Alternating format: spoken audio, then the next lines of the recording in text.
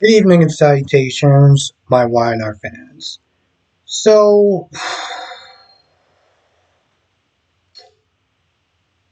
Tucker and Audra, right?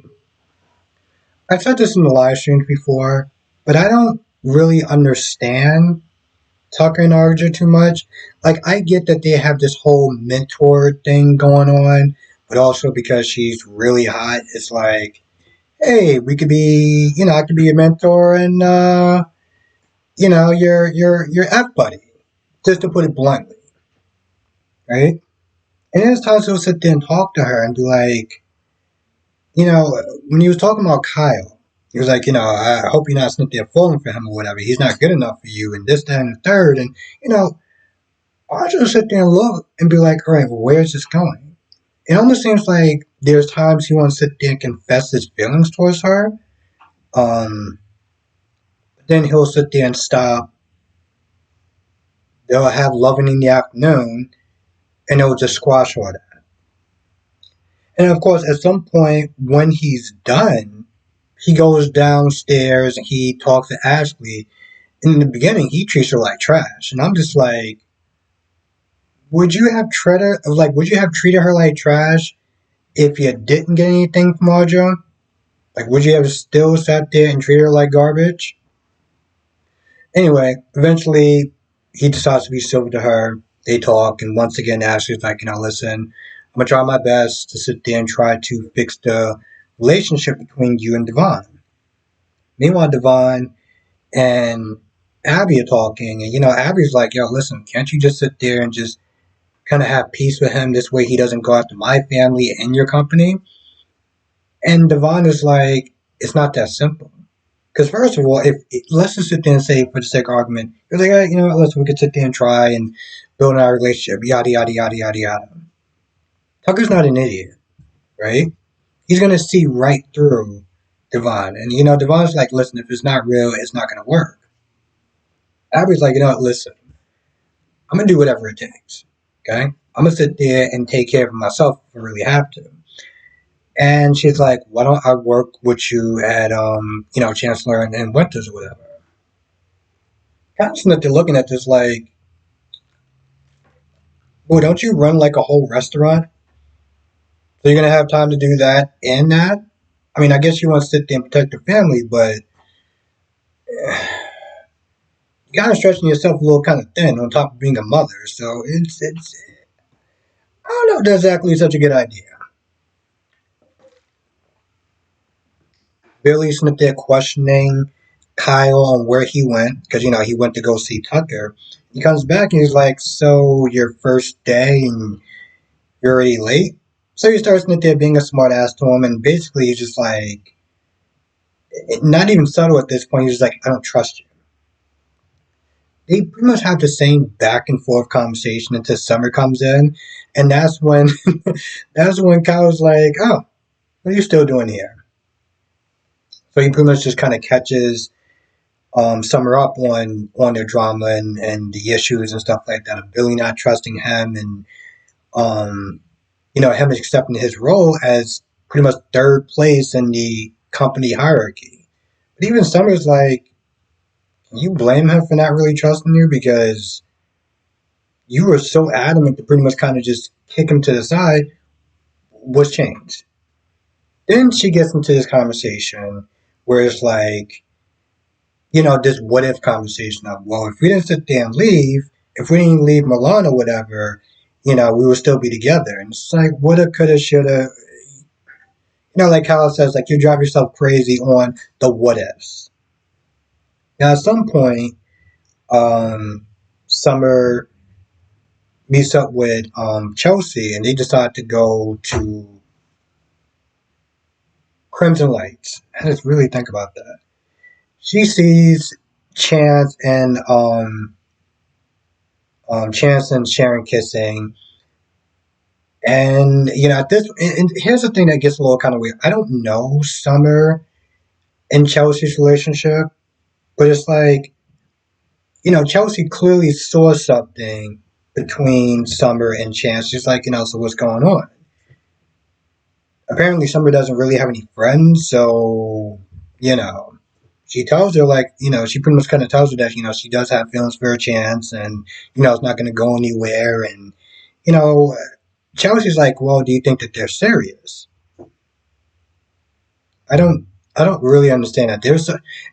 I mean, I get it for the purpose of a soap opera, but when she even sat there and said there was like, there's so many other guys. Why you don't want to be that girl. You don't want to be that woman that's that they're trying to get a man's attention and fighting over another woman for a man's attention. There's too many men out there in the world to be sitting there doing that.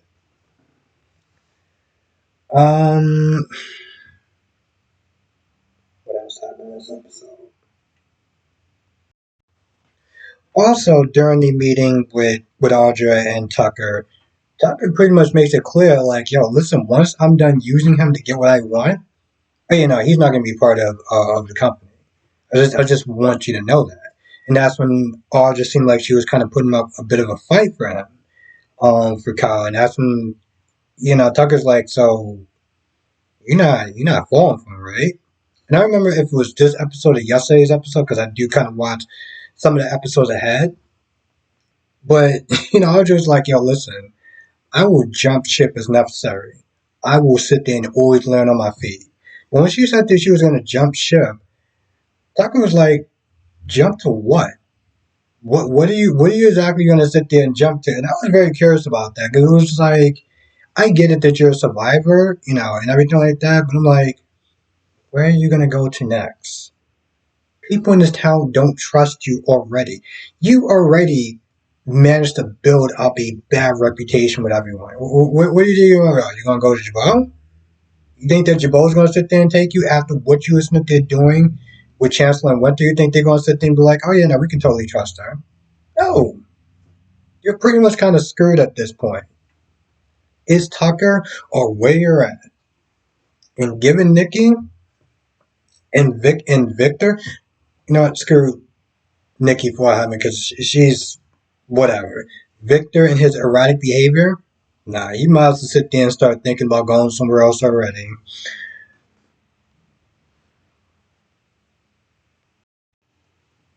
Now, on some level, I did think the conversation between Chance and Sharon was interesting because, for a hot minute, I'm just like, so now you're just gonna go into business, like just like that. Like you've been a cop for so long, and now it's just like, oh, I think it's time to do the business world. But it made sense when he was like, even when Sharon was like, there's only so many times you can sit there and cheat death.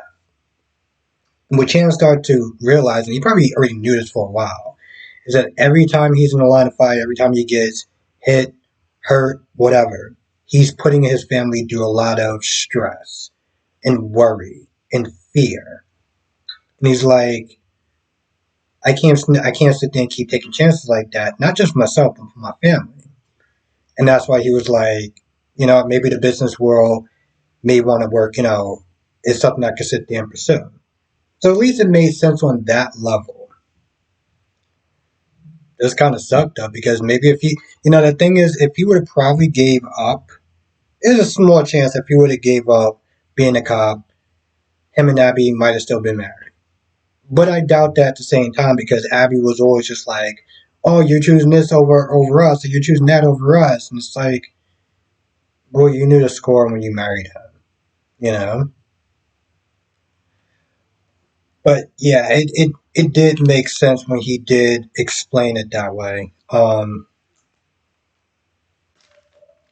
My thing is though, is he actually good at business though? Being a cop and everything like that is not the same thing as being in the corporate world as for like the business world.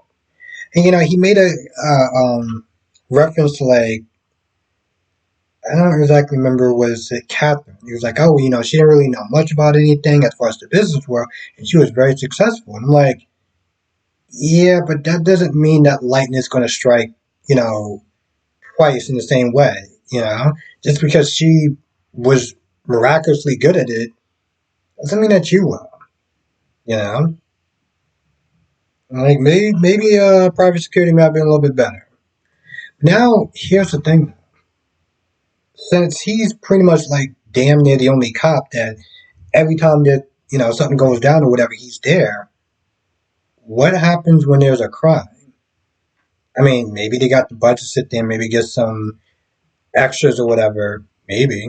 Um, that'd be interesting because even when he had to sit there and arrest Nick, it was like, so you just gonna go there without backup? Well, what if he put up a fight? I know it's a soap opera, but still, even when you sit there and look at them, Nick is kind of bigger than them. Nick may actually be able to take them. Just saying. Um, so it's very curious of what they're going to sit there and do since he damn near seemed like he's the only cop in General City.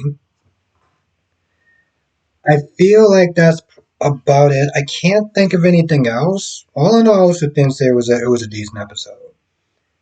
It was a decent episode. I'll say that much.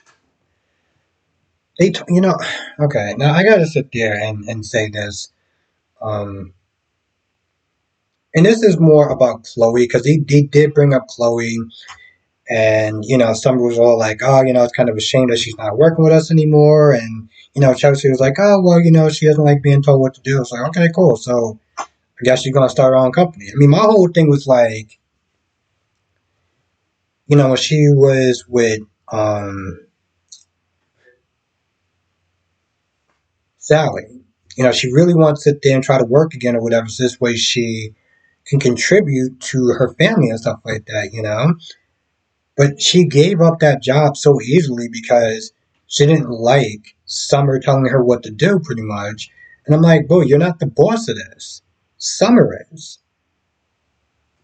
What part don't you understand about it? Like, she gave her such pushback. She was like, well, I don't want to be here anymore.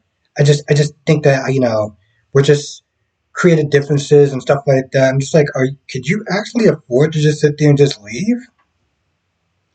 Oh yeah, and so the reason why I bring that up is that I don't understand. Like during the Thanksgiving episode, Kevin was back and everything like that, and I'm gonna be honest, and I know this may just sound coming across as a dick, um, but every time she talks about Kevin, every time she sees Kevin, every time they're together, I don't get husband and wife. Okay, I get gay best friend vibes, and I don't understand why they chose that actor to play her husband because that's not what it's giving me. And I know there's a lot of things in Y&R you kind of just kind of accept the fact that they have less of a budget, the fact that a lot of these stories a lot of these stories happens off screen, which is another problem. But every time I see her with Kevin, it's just like, and since oh that's my husband, I was just like, you sure? Because I'm not getting those vibes, really not. And I know he does Days of Our Lives and stuff like that. And in real life, he is gay and stuff. But it's just one of those things where it's like I'm not getting that. And so it's just one of those things that are very perplexing. It's like, how does that just make sense to them to sit there and do that? I don't I don't get that. Anyway, with that being said, I'm gonna go. If I forgot anything, you know what to do.